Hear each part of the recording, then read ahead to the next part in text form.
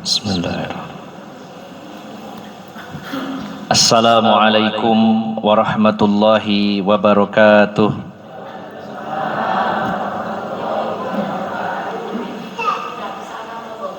Innal hamdalillahi nahmaduhu wa nasta'inuhu wa nastaghfiruh wa na'udzu billahi min syururi anfusina wa min sayyiati a'malina. May yahdihillahu fala mudilla lahu wa may yudlil fala hadiyalah.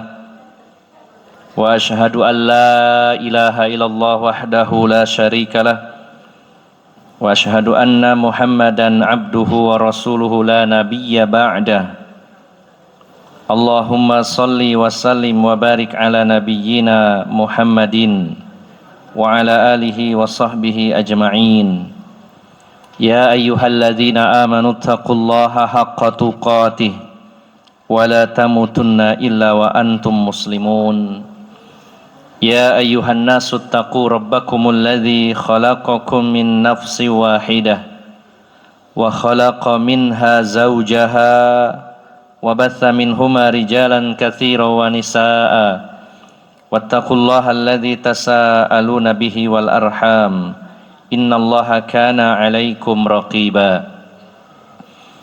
Ya ayyuhalladzina amanu taqullaha wa qulu qawlan sadida yuslih lakum a'malakum wa yaghfir lakum dhunubakum wa may yuti'illaha wa rasulahu faqad faza fawzan azima. Amma ba'd. Para alim ulama, para ustadz, para ustadzah, para sesepuh yang senantiasa saya hormati dan saya muliakan, bapak-bapak dan ibu-ibu, jamaah majelis taklim, jamaah pengajian yang dirahmati Allah Subhanahu wa taala. Kita sangat bersyukur kepada Allah Subhanahu wa taala dengan sebesar-besarnya pada malam hari ini ditakdirkan dan diperkenankan oleh Allah Subhanahu wa taala untuk hadir di dalam majelis ilmu, untuk hadir di salah satu taman surganya Allah Subhanahu wa taala, untuk hadir bersama-sama sekumpulan malaikat sayyahun yang selalu hadir di majelis-majelis ilmu. Mudah-mudahan dengan sebab hadirnya kita di majelis ilmu, kita diberikan hidayah, diberikan pertolongan, dibimbing oleh Allah Subhanahu wa taala menuju jannahnya, menuju surganya Allah Subhanahu wa taala. Bapak-bapak dan ibu-ibu yang dimuliakan Allah Subhanahu wa taala, mengawali kajian pada malam hari ini, saya ingin kajian yang selalu interaktif antara saya dengan bapak-bapak dan ibu-ibu. Mengawali kajian malam hari ini, saya ingin bertanya yang pertama kepada bapak-bapak. Kepada bapak-bapak saya ingin bertanya, apa yang paling bapak-bapak khawatirkan? Selama ini perkara yang paling bapak-bapak khawatirkan itu apa? Khawatir anaknya kenapa Pak? Kurang dalam urusan agama, Masya Allah. Ada yang lain Pak, khawatir yang lainnya? Khawatir nggak iso nyaur utang, enten? Yeah. Coba Pak, kira-kira apa ya selama ini yang paling banyak memenuhi pikiran kita, memenuhi hati kita? Saya tuh khawatir sekali. Dengan apa kira-kira Pak? Yang paling mengkhawatirkan selama ini? Bapak-bapak ada yang lain Pak? Kira-kira apa Pak? Apa? Apa Pak? Pergaulan. Khawatir dengan pergaulan anak-anak atau bapaknya sendiri ya, bisa jadi ya. Ya baik, saya ingat-ingat ya, ini sesuatu yang paling dikhawatirkan oleh bapak-bapak. Kalau ibu-ibu, Bu, kira-kira apa yang paling mengkhawatirkan ibu-ibu? Yang jawab bapaknya. Yang paling mengkhawatirkan kalau suami saya nikah lagi. Ya, apa Bu kira-kira Bu?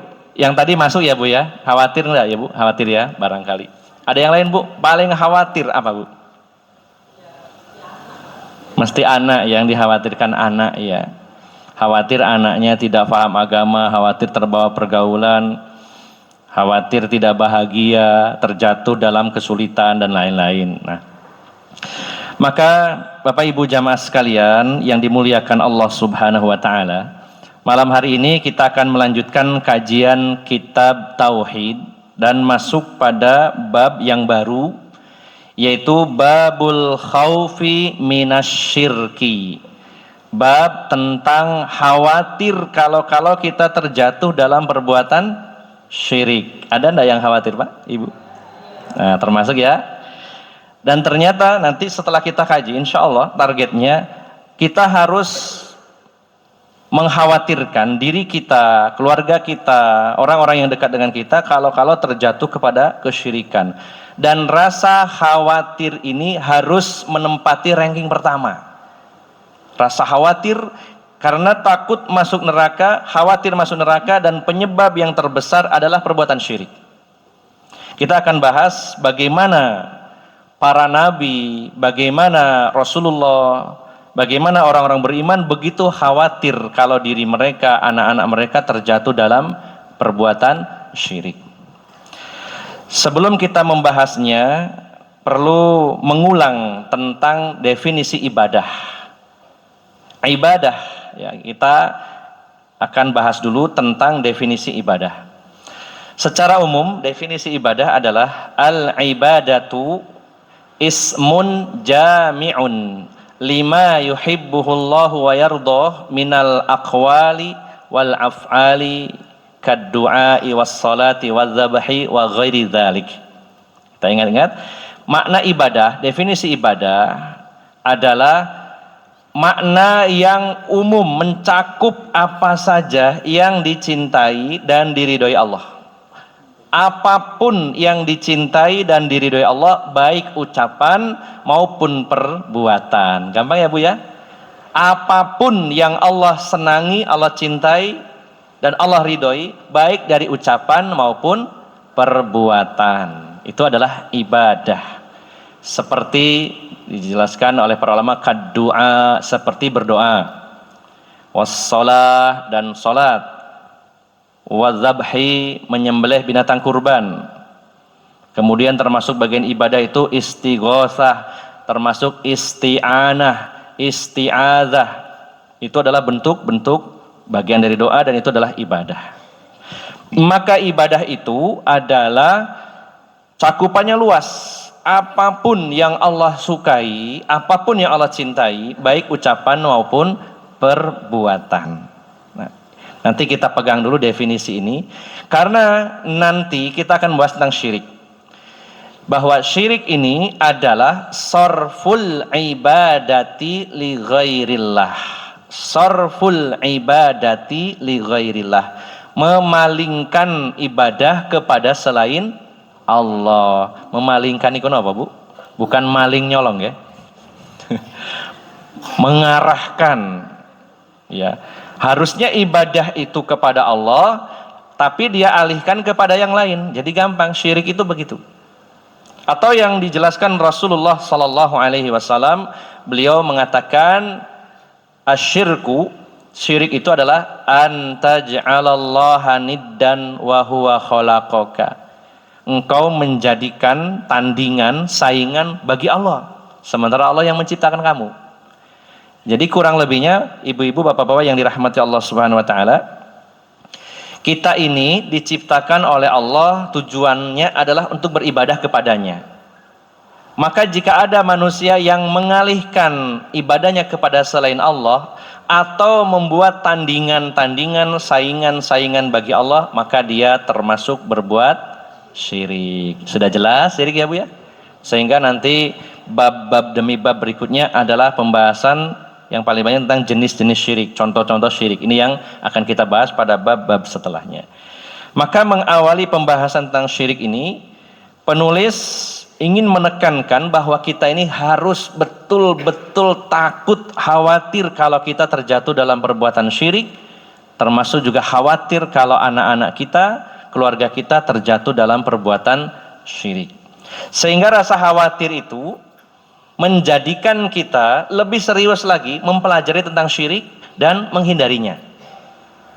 Kalau tidak ada rasa khawatir, kita akan teledor, nganggap biasa. Ya. Maka rasa takut, rasa khawatir dari sisi yang positif membuat orang yang memiliki rasa takut dan khawatir jadi hati-hati. Contoh saja dalam perang, ya, seorang tentara kalau tidak punya rasa takut dan nggak punya khawatir, kadang-kadang meremehkan musuh, kadang-kadang teledor. Makanya komandannya sering tanya, sampean wedi nggak? Wedi, dan bagus, berarti kamu hati-hati. Kalau nggak takut sama sekali malah bahaya, teledor, meremehkan. Maka rasa khawatir, rasa takut kalau terjatuh dalam kesyirikan membuat kita lebih serius mencari jalan keselamatan, lebih serius belajar tauhid, dan lawannya itu syirik. Nah, baik kita awali, karena mata saya kurang jelas, ini minus segini harus dekat lagi gitu.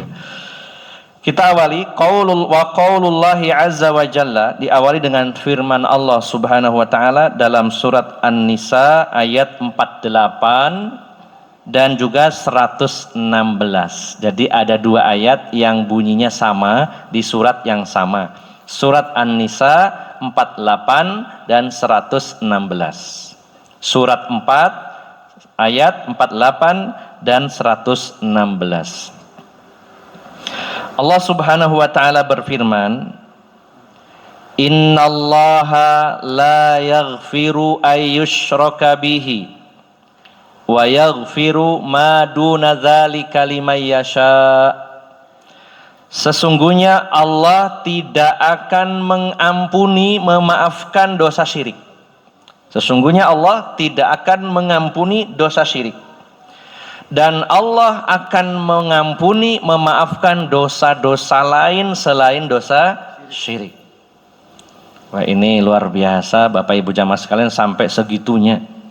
Kata Allah, saya nggak akan mengampuni dosa syirik. Kalau dosa yang lain saya maafkan. Dosa syirik tidak. Nah, nanti akan kita bahas. Saya mengutip dulu di sini tafsirnya dalam tafsir Ibnu Katsir. Qala Ibnu Katsir, akhbara ta'ala annahu la yaghfiru ayyushraka bihi, ay la yaghfiru li'abdin laqiyahu wa huwa musyrikun. Allah tidak akan mengampuni, memaafkan bagi seorang hamba yang bertemu dengan Allah nantinya sementara dia adalah pelaku kesyirikan. Allah tidak akan memaafkannya. Wa yaghfiru ma duna dzalika liman yasha, dan Allah akan mengampuni, memaafkan dosa-dosa lain sebesar apapun selain dosa syirik. Nah, Bapak Ibu jamaah sekalian yang dimuliakan Allah Subhanahu wa taala, tujuan kita diciptakan oleh Allah untuk ibadah kepadanya. Ini tujuan besar. Alasan Allah menciptakan kita agar kita hanya beribadah kepadanya. Lalu tiba-tiba ada orang yang beribadah kepada selain Allah. Ini menyimpang dari tujuan penciptaan kita. Makanya dosa syirik itu dosa yang paling besar. Di sini dikatakan sampai ya li'annahu akbahul qabih. Sesungguhnya syirik itu keburukan yang terburuk. Kalau ada keburukan-keburukan, maka yang paling buruk menempati ranking pertama adalah syirik. Bagaimana tidak buruk Bapak Ibu jamaah sekalian, Allah menciptakan kita tujuannya untuk ibadah, ternyata kita ibadahnya kepada selain Allah Subhanahu wa taala, menyimpang dari tujuan penciptaan kita. Wa azlamuz zulm, sezolim-zolimnya perbuatan zolim. Kalau ditanya kezoliman apa yang paling besar, yaitu syirik. Keburukan yang terburuk, kezoliman yang paling zolim, kemungkaran yang paling mungkar, yaitu kesyirikan. Langsung menyentuh hak-hak Allah Subhanahu wa taala. Kalau orang berbuat syirik tidak memenuhi haknya Allah Subhanahu wa taala. Luar biasa. Maka Bapak Ibu jamaah sekalian yang dimuliakan Allah Subhanahu wa taala, perlu kita rinci. Mungkin ada pertanyaan. Ada pertanyaan, wah kalau memang syirik itu nggak diampuni, terus orang yang sudah terlanjur berbuat syirik percuma dong taubat. Ngomong dia tidak dimaafkan, tidak diampuni oleh Allah Subhanahu wa taala. Bapak Ibu jamaah sekalian yang dimuliakan Allah Subhanahu wa taala, kita akan melihat ayat lain dan kita akan mengkompromikan dua ayat yang sepertinya bertolak belakang, kontradiksi. Yaitu di dalam surat Az-Zumar ayat 53. Ya, surat 39 ayat 53. Allah Subhanahu wa taala berfirman, "Qul ya ibadiyalladzina asrafu ala anfusihim la taqnatu min rahmatillah. Innallaha yaghfirudz dzunuba jami'a." Katakan wahai Muhammad kepada hamba-hambaku yang telah melampaui batas, telah berlebih-lebihan atas diri mereka. Wahai Muhammad, tolong sampaikan kepada hamba-hambaku, kepada umatmu yang terlanjur berbuat dosa dengan dosa yang banyak sekali. La taqnatu min rahmatillah. Jangan pernah putus asa dari rahmat Allah. Jadi maksudnya, kalau ada di antara hamba-hambaku ini berbuat dosa, jangan putus asa. Karena orang itu kadang sudah terlanjur banyak dosanya, akhirnya putus asa. Wis aku iki kakean dosa, percuma tobat, wis diterusno ae lah. Terlanjur basah ya sudah, mandi sekalian gitu ya. Itu orang yang putus asa. Dia menganggap, meyakini bahwa karena dosa saya terlalu banyak, Allah enggak mungkin memaafkan. Wis kadung kakean iki kayaknya wis enggak mungkin dimaafkan saya ini. Maka kata Allah, katakan wahai Rasulullah kepada mereka, jangan putus asa dari rahmat Allah. Kalaupun mereka melakukan dosa sepenuh langit, sepenuh gunung, sepenuh awan, sepenuh pasir di dunia ini, maka Allah nyatakan, innallaha yaghfirudz dzunuba jami'an. Sesungguhnya Allah mengampuni dosa itu semuanya dosa. Semua dosa. Kalau kita lihat sekilas, ayat yang tadi dengan yang ini sepertinya bertentangan ya Pak. Ayat tadi mengatakan Allah nggak akan mengampuni dosa syirik dan mengampuni dosa selain syirik. Tapi ayat ini mengatakan Allah akan mengampuni semua dosa, termasuk di dalamnya syirik, semua dosa. Kira-kira gimana Bu ini mengkompromikannya Bu? Apakah Al-Quran itu bertentangan antara satu ayat dengan ayat lainnya? Tentu tidak. Maka ditempuh langkah terbaik yaitu thariqatul jam'i, menggabungkan, mengkompromikan dua dalil, baik ayat dengan ayat, hadis dengan hadis, ayat dengan hadis yang sepertinya kontradiksi, bertentangan, dikompromikan. Maka saya jelaskan dulu Bapak Ibu jamaah sekalian. Orang yang berbuat dosa, apapun dosanya, kalau dia bertaubat dengan taubatan nasuha, taubat yang sebenar-benarnya, nasuha, saya ibu nasuha gitu. Okay.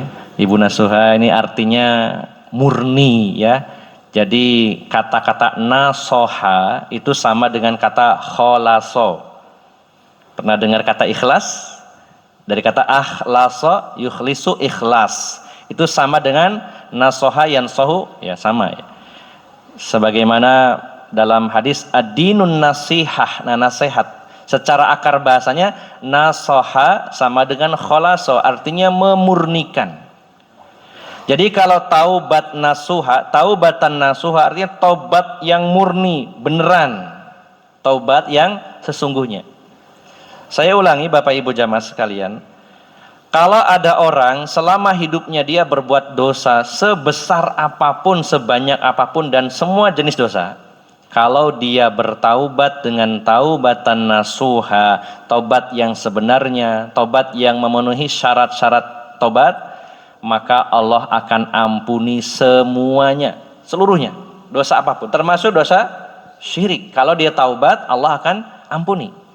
Dia taubat sebelum meninggal dunia, maka semua dosanya diampuni oleh Allah Subhanahu wa taala.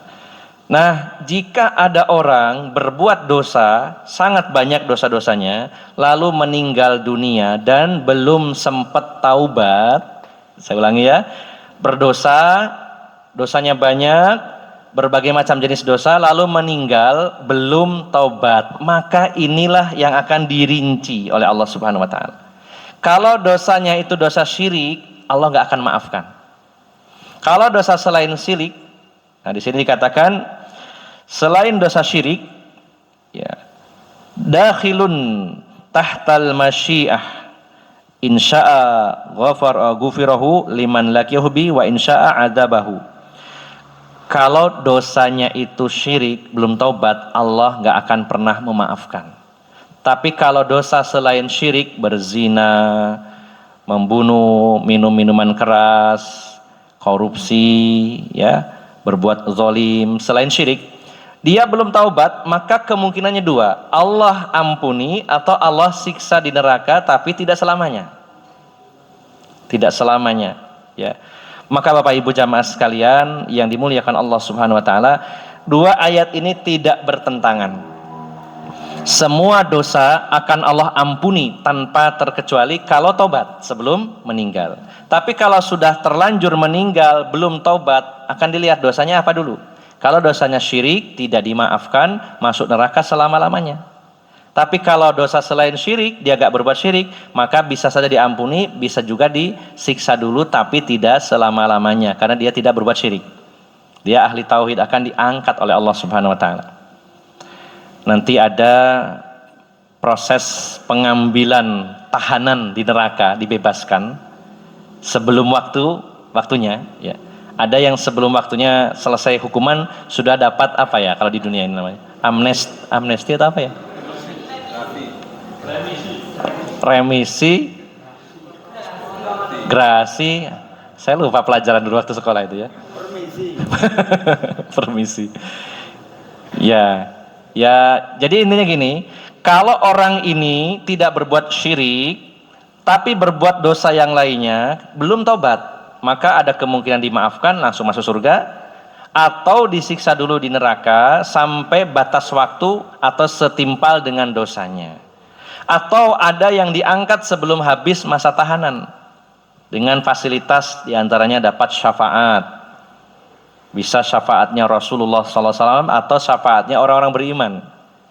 Termasuk kalau ada salah satu keluarga yang meninggal mati syahid, maka dia dapat kuota 70 anggota keluarganya dapat syafaat. Atau syafaat dari mukmin yang lainnya. Karena setiap orang yang beriman ketika masuk surga, dia akan mencari teman dekatnya waktu di dunia.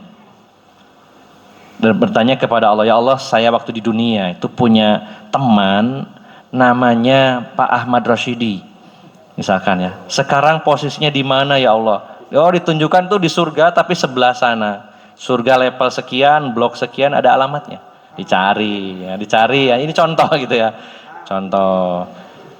Cari lagi, saya punya temen namanya Mas Khairul Bakhtiar, wah ini yang kenalnya ini, dicari lagi, ada ternyata di sebelah sana, didatengin ya. Ada Pak Win, ada yang lain-lainnya, ya. Ada Pak Dayat dari Surabaya, ini teman saya juga, teman motor, ya. Dicari terus. Nah, nauzubillah, mudah-mudahan tidak ada. Nanti itu ada yang mencari temannya, bertanya, ya Allah, teman saya waktu di dunia di mana sekarang? Dilihatkan oleh Allah itu lagi tenggelam di dalam neraka, ya, jerit-jerit. Ya Allah, dulu waktu di dunia saya itu selalu bersama dia, ngaji bareng, puasa bareng, sholat bareng, pernah umroh bareng. Dan sekarang ya Allah saya ingin bersama dia. Maka Allah akan mengambilnya dari neraka tadi. Ya, diambil, diangkat, ditempatkan di sungai yang bernama Nahrul Hayah, sungai kehidupan. Jadi sudah gosong-gosong niku, dimandikan, pulih kembali, dimasukkan ke dalam surga. Jadi orang yang berbuat syirik belum tobat maka tidak akan dimaafkan. Tapi kalau dosa yang lain ada kemungkinan dimaafkan, ada kemungkinan dimasukkan neraka dulu sampai batas waktu tertentu atau ada potongan masa tahanan. Nah, tetapi kalau orang ini bertaubat waktu hidupnya dengan sebenar-benar taubat, maka seluruh dosa itu akan dimaafkan, diampuni oleh Allah Subhanahu wa ta'ala. Nah, dari sini Bapak Ibu jamaah sekalian, kita ini harus berpikir, ya Allah, ternyata syirik ini bahaya sekali ya. Kalau sampai ada orang melakukan perbuatan syirik belum taubat, ya Allah, nauzubillah, tidak ada maaf dari Allah Subhanahu wa ta'ala. Sementara sudah kadung di akhirat, nggak bisa diralat. Ya Allah, saya minta izin balik lagi ke dunia ya, mau meralat, mengoreksi di hair ya, kalau ulangan di hair, nggak bisa. Sudah kadung di sana, selesai di sana. Dan sudah terlanjur berbuat syirik, belum pernah bertaubat, maka Allah nggak akan maafkan selama-lamanya di dalam neraka. Siapa yang nggak khawatir, ibu bapak sekalian? Sementara kalau kita nggak ngaji, takutnya terjatuh dalam perbuatan syirik, harus khawatir. Justru hari-hari kita, waktu-waktu kita harus mikir, ya Allah, saya takut kalau saya ini terjatuh dalam perbuatan syirik, dan saya takut anak saya, keluarga saya terjatuh dalam syirik. Terus syirik itu apa saja ya? Tak ngaji biar tahu, biar saya nggak melakukan perbuatan syirik. Nah, pentingnya ngaji ini kan ngoten Bu, ya. Masya Allah, sangat membahayakan sekali nasib kita di akhirat. Bahkan sebenarnya orang yang berbuat syirik di dunia itu sudah susah. Yang pertama, orang berbuat syirik dia merendahkan dirinya. Ya, karena kenapa? Kalau orang bertauhid, dia hanya menyembah Allah dan itu sangat pantas dan seharusnya. Sementara orang yang berbuat syirik, dia menyembah, beribadah kepada makhluk. Kiai Slamet. Ya, kepada Kiai Slamet. Bukankah di dunia ini, Bapak Ibu jamaah sekalian, hanya ada dua, Al-Khaliq yaitu Allah sang pencipta. Dan yang kedua adalah makhluk yang diciptakan. Tidak ada yang tengah-tengah. Yang ada cuma Al-Khaliq, pencipta yaitu Allah, dan makhluk. Semua yang selain Allah itu makhluk. Tidak ada Tuhan lain, tidak ada setengah Tuhan, setengah makhluk, tidak ada. Jadi kita tanamkan dalam keyakinan kita bahwa di dunia ini cuma ada dua, Khaliq, pencipta, dan makhluk yang diciptakan. Siapapun, apapun selain Allah, semuanya makhluk. Mau malaikat, mau jin, mau binatang, semuanya makhluk. Nah, orang yang berbuat syirik, dia meyakini ada kekuatan lain selain Allah, dia memalingkan ibadahnya kepada selain Allah, itu bentuk merendahkan dirinya. Kenapa dia harus menghambakan kepada sesama hamba? Tidak pantas. Apalagi nun sewu, banyak orang yang berbuat syirik itu justru kepada makhluk yang lebih rendah dari dirinya. Ada orang nyembah sapi. Nah, sapi kali panjenengan mulia pun ibu. Kinten-kinten nggih. Jenengan milih dados tiang apa dados sapi? Jelas manusia makhluk yang paling mulia. Allah menyatakan walaqad karramna bani adama wa hamalnahu fil barri wal bahr. Sesungguhnya kami telah memuliakan Bani Adam, manusia dibandingkan makhluk yang lainnya. Kami angkut mereka di daratan dan di lautan. Allah sendiri sang penciptanya menegaskan bahwa kita ini telah dimuliakan oleh Allah Subhanahu wa taala. Bahkan secara wujudnya, secara bentuk fisiknya, laqad khalaqnal insana fi ahsani taqwim. Manusia itu diciptakan oleh Allah dalam bentuk fisik yang terbaik. Yang terbaik Bapak Ibu jamaah sekalian. Coba bandingkan ya. Nun sewu ini contoh ya. Nun sewu nggih, wong lanang tiang jaler sing paling elek wajahe kali monyet sing paling ganteng iku cek gantengan ndi. Produk memper. Ya, pertanyaan lucu saja ini. Orang yang paling, maaf ini bukan menghina ya. Orang yang paling secara fisiknya itu paling di bawah ya standar dibandingkan dengan orang utan sing paling ganteng ya. Masih pantasan manusia. Manusia itu saya pakai jaket saya pantas ya, kacamata ireng meskipun wonge ireng ya. Coba nenekku orang utan guyu lucu ya, nggak pantas belas tapi lucu gitu. Ini menunjukkan secara fisik manusia itu paling bagus.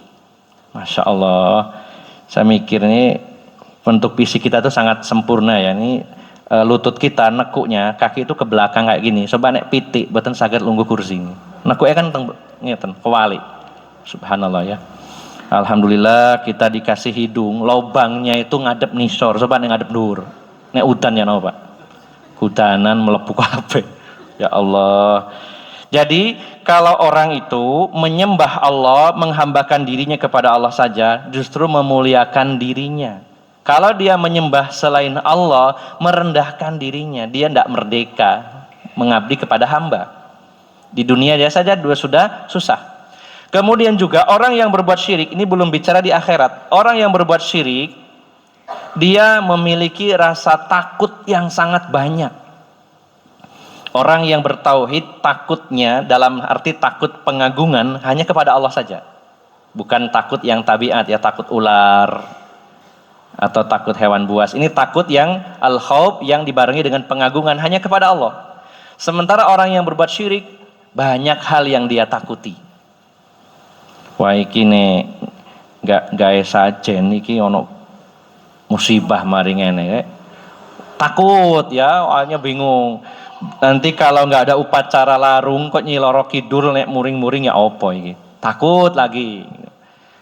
Isune iki nyi blorong dolek arek cilik-cilik. Makanya kudu dikei gelang, teko pring. Oh, takut lagi. Wah, macam-macam takut. Engko nek lewat tikungan iku, sampean kudu nyopo loh ya, nek gak ngono sampean tiba. Takut lagi, terus begitu. Masya Allah, banyak keluar biaya, banyak rasa was-was, banyak rasa takut. Kalau orang bertauhid takutnya cuma sama Allah saja, tidak takut sama yang lainnya. Di dunia saja sudah susah, apalagi di akhirat.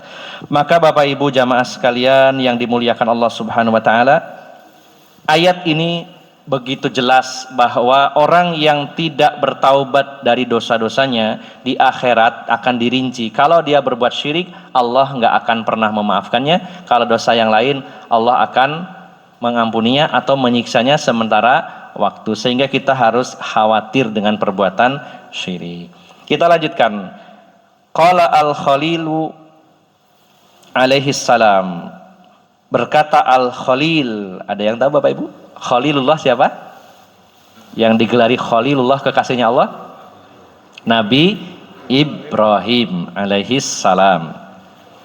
Nabi Ibrahim alaihi salam. Di dalam surat Ibrahim ayat 35. Saya ingin sekilas menjelaskan tentang bagaimana profil Nabi Ibrahim. Bapak Ibu jamaah sekalian yang dimuliakan Allah Subhanahu wa taala. Nabi Ibrahim itu seorang ahlu tauhid level atas. Nabi Ibrahim itu orang yang ahli tauhid dan levelnya sangat tinggi. Ukuran tauhid seseorang itu dilihat hanya dari sisi tawakalnya terutama. Karena para ulama mengatakan di antaranya Imam Ibnu Qayyim bahwa puncaknya tauhid adalah tawakal. Fa'alaihi tawakkalu in kuntum mu'minin. Hendaknya kalian bertawakal kepada Allah jika kalian beriman, jika kalian bertauhid. Maka barometer orang ini bertauhid atau tidak, atau tauhidnya seberapa dalam, lihat tawakalnya. Semakin tawakal kepada Allah, tauhidnya tinggi. Levelnya berbeda-beda setiap orang. Ane panjenengan masih mikir, kok nek bapak mati, aku kok sing nyicil utang sopo ya. Nah, tauhidnya masih ditingkatkan lagi ya. Kalau masih pikirannya seolah-olah yang ngasih rezeki suaminya. Wah engko nek misale bapake pensiun ya apa iki gurung lunas sembarang kali. Seolah-olah suaminya yang memberi rezeki. Maka naikkan levelnya. Jangan sampai ketawakalan kita kepada manusia. Nabi Ibrahim termasuk tokoh dan beliau adalah ahlu tauhid level atas. Terbukti ketika beliau sesaat waktu akan dilemparkan ke dalam api, beliau sendirian di mana ditangkap oleh pasukan Raja Namruz. Kemudian Raja Namruz menyiapkan api yang sangat besar sampai nggak bisa dekat, sampai dibuatkan semacam manjanik atau ketapel. Karena apa? Karena apinya begitu besar sehingga tidak bisa dilemparkan dalam jarak dekat. Nah, kalau apinya kecil yang sebenarnya juga bisa membakar Nabi Ibrahim, mestinya nggak usah butuh pelontar, cukup di jelongkrokno gitu ya. Nah, berhubung saking besarnya api, maka harus dibuatkan pelontar yang agak jauh. Kata Abdullah bin Abbas, ya, hasbunallah wa ni'mal wakil qalaha Ibrahimu hina ulqiya finnar. Kalimat hasbunallah wa ni'mal wakil, cukuplah Allah penolong saya dan Allah adalah sebaik-baik penolong. Itu sesaat sebelum dilemparkan ke dalam api. Di mana malaikat Jibril meminta izin kepada Allah, ya Allah, kekasihmu akan dibakar Ibrahim, bolehkah kami menolongnya? Kata Allah, silakan wahai malaikat Jibril, kamu tolong kalau dia mau. Kalau Ibrahim mau, tolong saja, silakan. Maka malaikat Jibril datang, wahai Ibrahim, kamu akan dibunuh, akan dilemparkan ke dalam api, mau nggak saya tolong? Ya. Padahal malaikat Jibril itu sangat kuat, Bapak Ibu jamaah sekalian. Dzi quwwatin 'inda dzil arsy makin. Malaikat Jibril itu sangat perkasa, sangat kuat, besar sekali, memiliki 600 sayap. Raja Namrud sentil habis itu sama pasukannya, sama malaikat Jibril ya. Rasulullah melihat wujud aslinya itu duduk, kursinya itu antara langit dan bumi, kursinya besar sekali dan sangat kuat. Dzi quwwah, pemilik kekuatan malaikat Jibril itu. Tapi kata Nabi Ibrahim, wahai malaikat Jibril, hasbunallah wa ni'mal wakil. Bukannya saya nggak butuh bantuanmu, bukannya saya sombong, tapi bagi saya cukuplah Allah, karena Allah yang terbaik. Ini menunjukkan tawakalnya tinggi. Coba kalau kita, Pak, wah kebenaran aku wis mir-mir iki genine koyo ngono ya, apa iki? Apalagi yang nolongnya malaikat Jibril, waduh kesempatan. Masya Allah. Ini menunjukkan tauhidnya tauhidnya Nabi Ibrahim itu sangat tinggi. Dalam kondisi kritis nyawa di ujung tanduk mau dilempar ke dalam api, masih mengatakan hasbunallah wa ni'mal wakil. Cukuplah bagi saya, bagi kami Allah sebagai penolong. Saya nggak butuh yang lain. Cukup Allah saja. Ini menunjukkan tauhidnya tinggi. Dan ternyata Nabi Ibrahim yang tauhidnya kelas kakap istilahnya, level tinggi, beliau saja masih khawatir kalau dirinya berbuat syirik. Beliau masih khawatir anak-anaknya, Nabi Ismail, Nabi Ishak, nabi-nabi. Beliau nabi, putra-putranya nabi, tapi beliau khawatir kalau dirinya terjatuh dalam syirik, begitu pula anaknya. Dalam surat Ibrahim ayat 35 Allah menyatakan wa idz qala Ibrahim rabbij'al hadzal balada amina.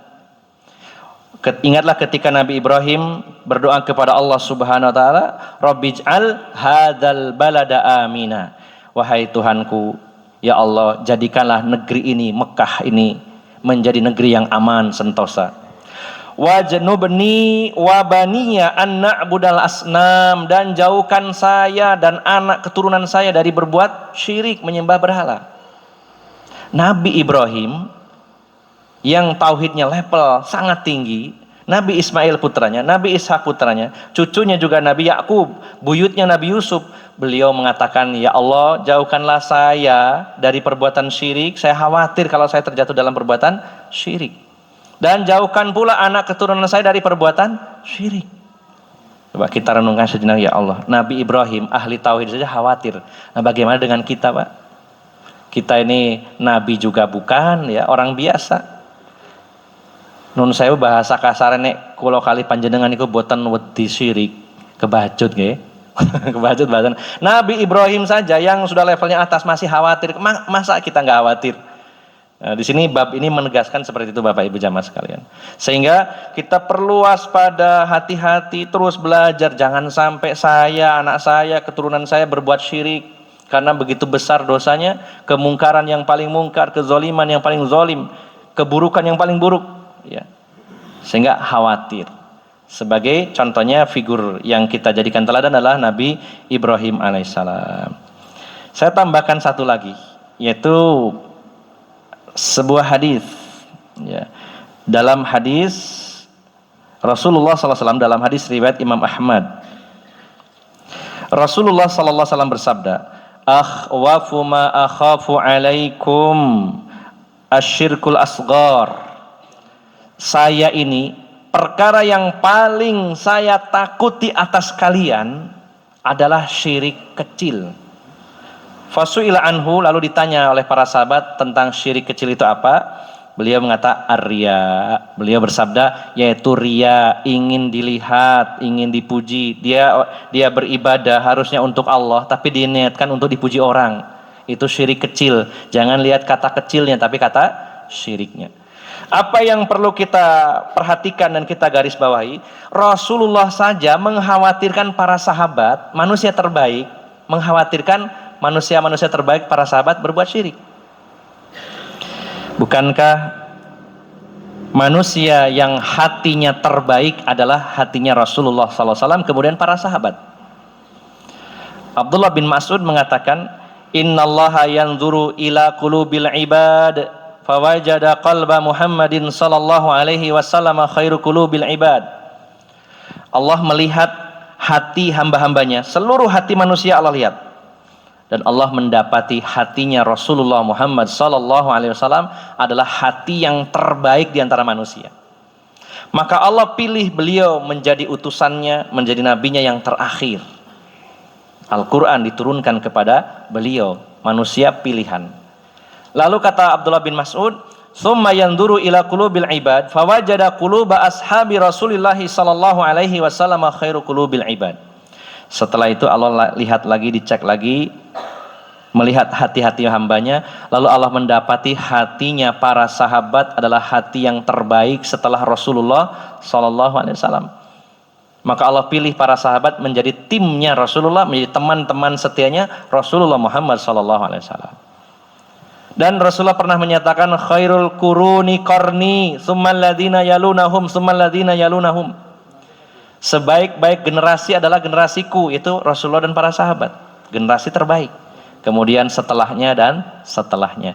Kalau kepada generasi terbaik saja, para sahabat saja, Rasulullah masih khawatir kalau mereka terjatuh dalam syirik, bagaimana dengan kita yang lebih jauh dari kualitasnya para sahabat? Harusnya lebih khawatir lagi. Jangan terlalu pede, aku selamat mesti mlebu swarga ya. Boleh berprasangka baik, berharap, tapi harus sesuai faktanya. Ya, jangan kegeeran, nggih. Kalau kalian panjenengan GR mlebu swarga tapi masih nggak hati-hati hidupnya. Ya. Maka Bapak Ibu jamaah sekalian yang dimuliakan Allah Subhanahu wa taala, syirik adalah dosa yang tidak dimaafkan oleh Allah. Ketika seseorang meninggal dalam keadaan berbuat syirik belum taubat. Kemungkaran yang paling mungkar, kezaliman yang paling zalim, keburukan yang paling buruk. Menyimpang dari tujuan penciptaan manusia yang harusnya mengabdi kepada Allah, dia mengabdi kepada yang lainnya. Nabi Ibrahim khawatir dirinya dan putra-putra beliau padahal mereka adalah nabi-nabi Allah. Manusia pilihan masih khawatir. Rasulullah mengkhawatirkan para sahabatnya berbuat syirik, maka kita layak lebih khawatir dengan diri kita kalau terjatuh dalam perbuatan syirik.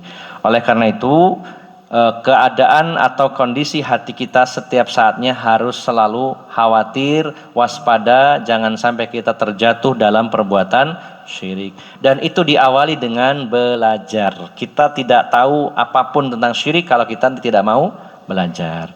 Maka mudah-mudahan Bapak Ibu jamaah sekalian, saya dan panjenengan bisa istiqomah untuk bersama-sama belajar tentang tauhid, karena itu modal utama, seperti pada pertemuan yang lalu sudah kita bahas. Dan kita semoga istiqomah untuk terus belajar apa itu syirik, lawan dari tauhid. Alasan mengapa Allah mengutus para nabi dan rasul awalnya adalah karena adanya kesyirikan di muka bumi ini.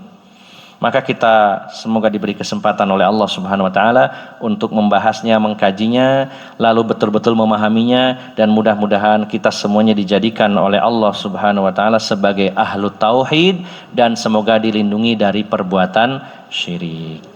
Dan sebelum dilanjutkan dengan sesi tanya jawab, ada ucapan terima kasih dari tuan rumah, dari Ibu Hajah Nasuha kepada kita semuanya. Dengan doa-doa kita, alhamdulillah Abah Rory sudah kembali ke tanah air dalam keadaan selamat, dan juga alhamdulillah beliau diberi rizki oleh Allah punya tempat tinggal di Madinah ya, sehingga kalau panjenengan pas ke Madinah monggo mampir ngoten nggih wajah mampir.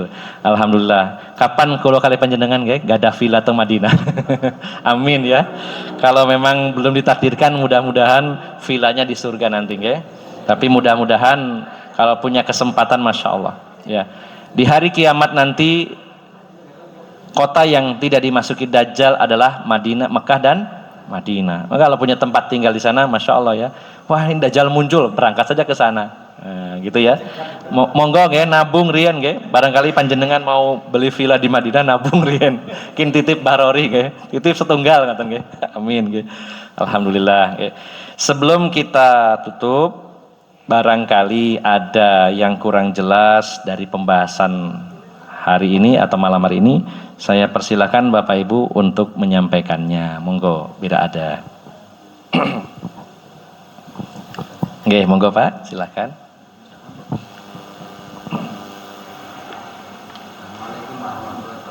Waalaikumsalam. Suaranya Mas. Assalamualaikum warahmatullahi wabarakatuh. Terkait dengan syirik tadi Ustadz, mungkin saya pribadi sudah memahami kalau syirik itu dosa yang tidak diampuni.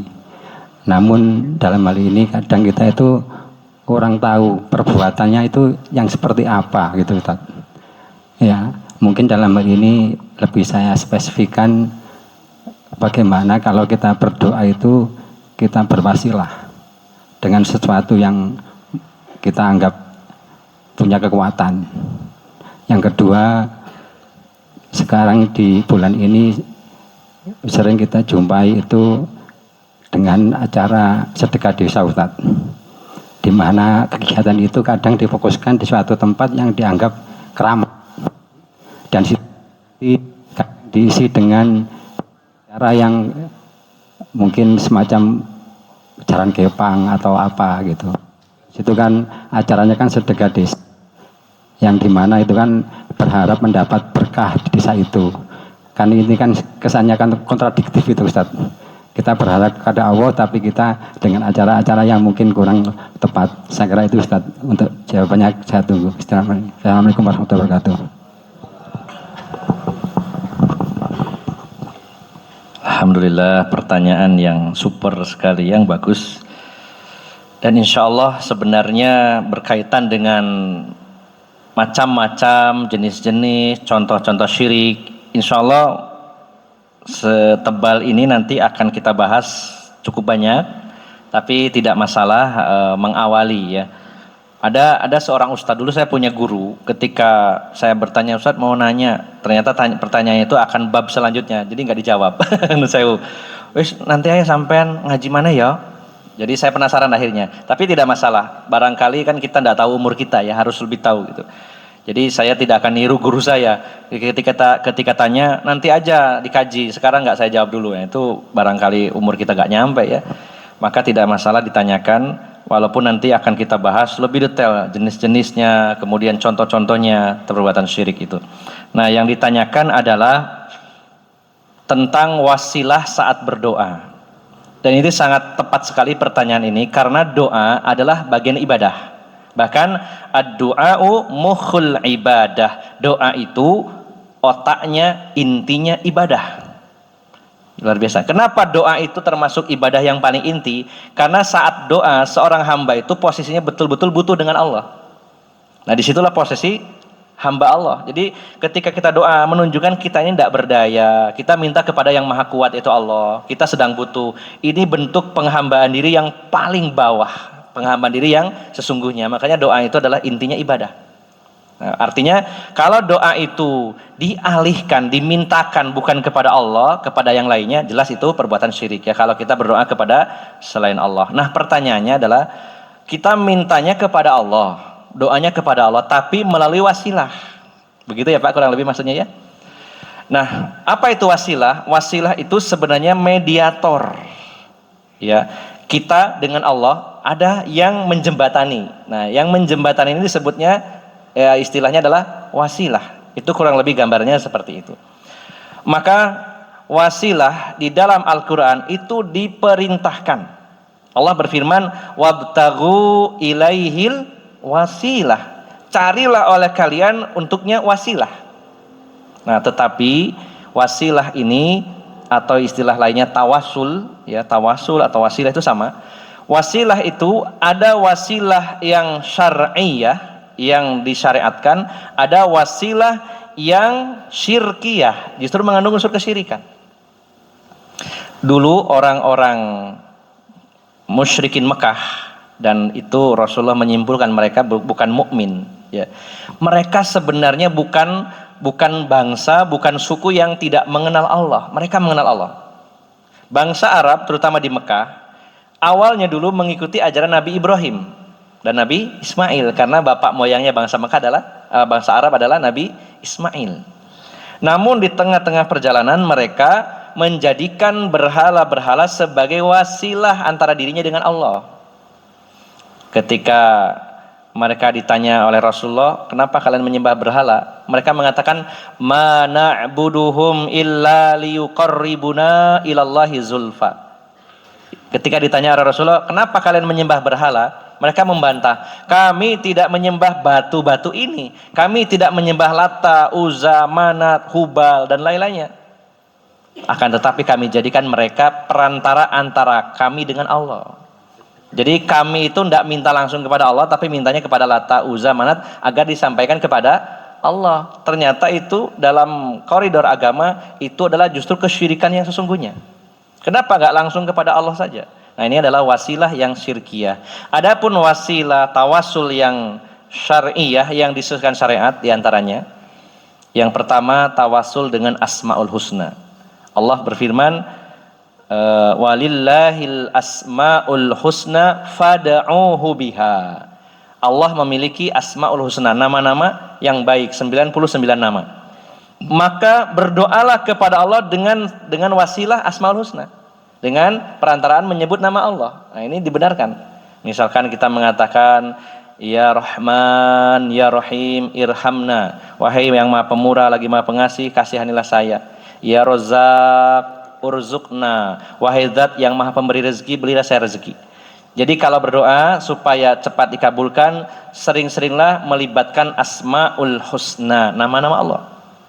Ini tawasul wasilah yang disyariatkan. Nah, yang kedua, tawasul dengan orang soleh yang masih hidup. Ya, sebagaimana para sahabat datang kepada Rasulullah. Ada seorang buta datang kepada Rasulullah, ya Rasulullah, berdoalah kepada Allah supaya saya bisa melihat. Kata Rasulullah, kalau kamu sabar, kamu masuk surga. Mau masuk surga dengan kesabaranmu atau ingin bisa melihat? Wah, saya ingin bisa melihat, penasaran saya. Akhirnya Rasulullah meminta orang ini berwudu, sholat 2 rakaat, kemudian berdoa bersama Rasulullah SAW. Rasulullah yang minta kepada Allah, dan saat itu pula Allah berikan kesembuhan, langsung bisa melihat. Maka bertawasul kepada orang soleh yang masih hidup. Umar Ibn Khattab di zaman beliau pernah terjadi krisis pangan karena adanya paceklik. Jadi tidak hujan cukup lama sehingga kekeringan. Maka beliau datang ke rumahnya Abbas, pamannya Rasulullah SAW. Wahai Abbas, engkau pamannya Rasulullah. Seandainya Rasulullah masih hidup, saya akan datangnya kepada Rasulullah. Tapi Rasulullah sudah meninggal. Saya enggak minta ke kuburannya Rasulullah, saya datang kepadamu. Tolong berdoa kepada Allah, mintakan hujan untuk kami. Maka Abbas berdoa kepada Allah, ya Allah, berilah kami hujan. Selesai berdoa, Umar pamitan, baru keluar dari pintu, hujan turun deras. Doanya mandi pamannya Rasulullah SAW. Jadi panjenengan lihat nanti siapa ya kira-kira orang yang soleh. Kelihatannya soleh, jenengnya wak soleh, bukan namanya ya, orangnya ya soleh ya. Soleh ahli ibadah, ya kita datangi, Pak, saya kesini minta doanya, mudah-mudahan saya bisa nikah. Loh, sampeyan wis rabi, wis dudo sak niki pingin rabi maneh, wis dudo. Nih Pak Ahmad nambah-nambah terus ya. Nah, jadi tawasul boleh dengan orang soleh yang masih hidup. Kalau sudah meninggal, hakikatnya sudah tidak bisa memberi manfaat lagi, karena dulu para sahabat juga tidak datang ke makam Rasulullah, tapi datangnya kepada para sahabat yang lain yang masih hidup gitu. Jadi satu dengan asmaul husna, yang kedua dengan orang soleh yang masih hidup minta doanya. Yang ketiga tawasul yaitu dengan amal solih. Pernah mendengar kisah 3 orang laki-laki yang terjebak dalam gua, ya. Hujan deras masuk ke gua berteduh maunya, tiba-tiba batu besar gelundung nutupi guanya. Waduh, iki gak bisa metu iki, apa iki? Ditelepon ya, gak ada handphone waktu itu ya. Meskipun ada handphone gak ada sinyal nang gua itu. Gak ada kan dalam kisahnya itu handphone. Teriak-teriak gak ada yang dengar siapa. Sudah tidak ada harapan itu. Kecuali satu minta kepada Allah. Maka salah satu dari mereka, ayo dungo sampean sebutno amal soleh masing-masing. Yang pertama ngomong, ya Allah, saya itu punya kedua orang tua yang setiap hari saya itu pekerjaan saya itu beternak kambing yang dihasilkan adalah susunya. Setiap sore saya selalu membawa susu kambing untuk ibu bapak saya. Dan saat itu suatu hari bapak ibu saya tidur, saya bawa susu, sementara di kaki saya anak saya merengek-rengek, ya susu ya, enggak saya kasih. Mendahulukan orang tua saya. Bayangkan ya, anaknya merengek-rengek minta susu, tapi ini jatah ibu bapaknya enggak dikasih. Ya. Sampai akhirnya kedua orang tuanya bangun lalu diminumkan. Ya Allah, kalau amal ini amal soleh dan engkau terima, bukakan ya mulut gua ini. Maka batu itu bergeser sedikit, seret, waduh, tidak bisa lewat, masih belum bisa. Lalu yang kedua berdoa, ya Allah, saya itu seorang majikan, saya bos. Bisnis saya adalah ternak kambing yang cukup banyak. Saya punya seorang karyawan, waktunya gajian dia nggak datang. Gajiannya seekor kambing. Waktu gajian nggak datang, sampai bertahun-tahun akhirnya nggak datang. Akhirnya kambingnya berkembang biak banyak. Nah beberapa tahun kemudian datang, bos dulu saya pernah kerja belum dibayar loh.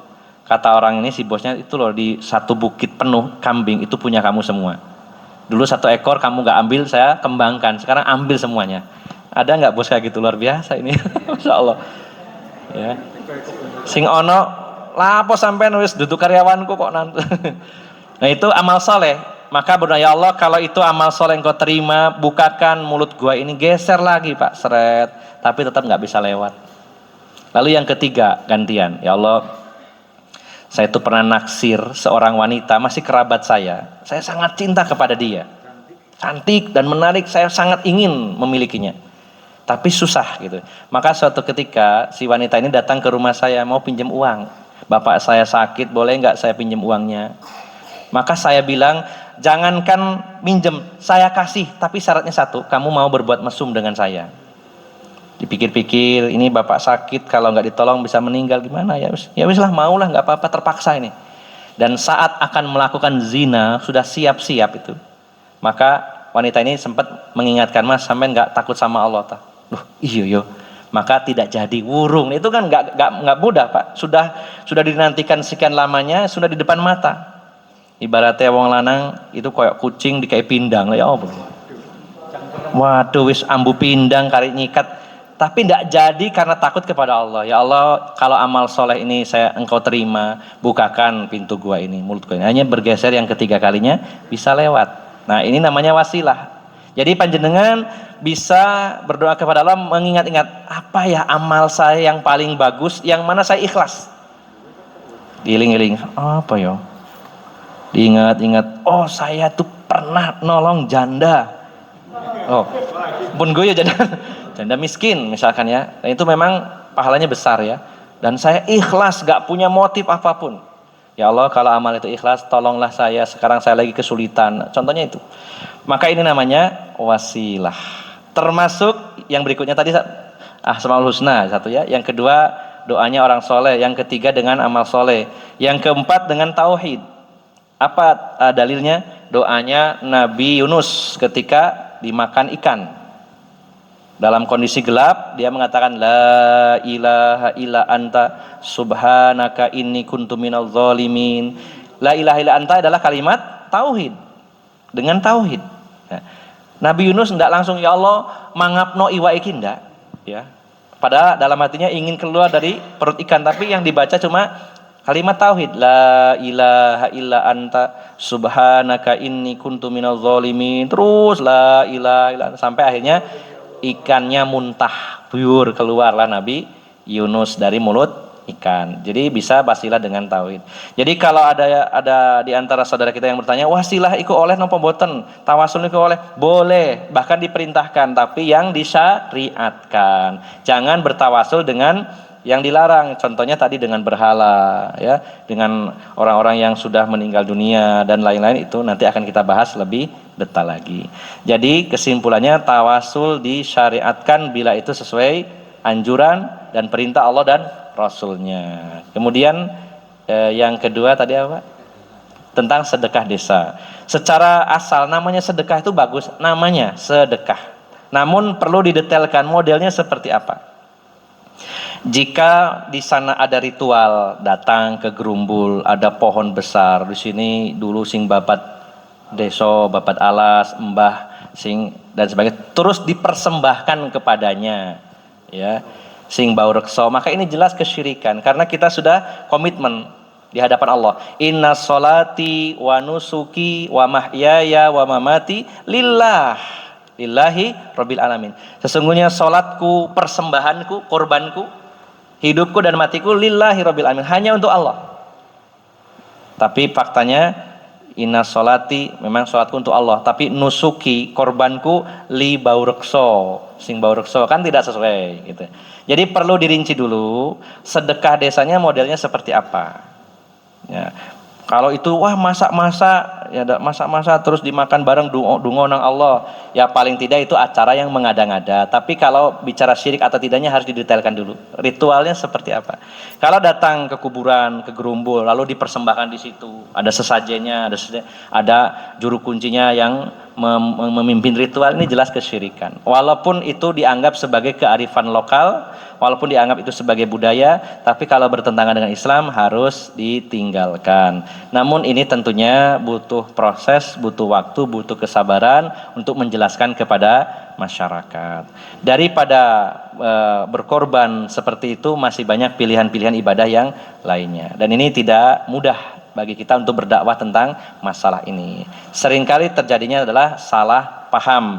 Ketika kita menjelaskan tentang syirik, dianggaplah kita ini anti budaya, anti tradisi. Tidak. Tradisi, budaya yang bersesuaian dengan Islam kita dukung, kita kembangkan, kita lestarikan.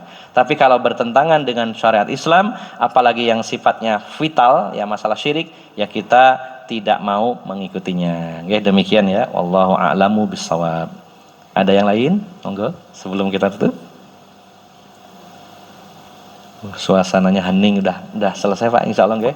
Sampun jelas insya Allah kalau kita sabar, saya ada umur, bapak-bapak ibu-ibu ada umur, kita akan bahas banyak sekali nanti bab-bab tentang jenis-jenis kesyirikan dan contoh-contohnya, dan hampir semuanya memang betul-betul fakta terjadi dalam kehidupan kita sehari-hari.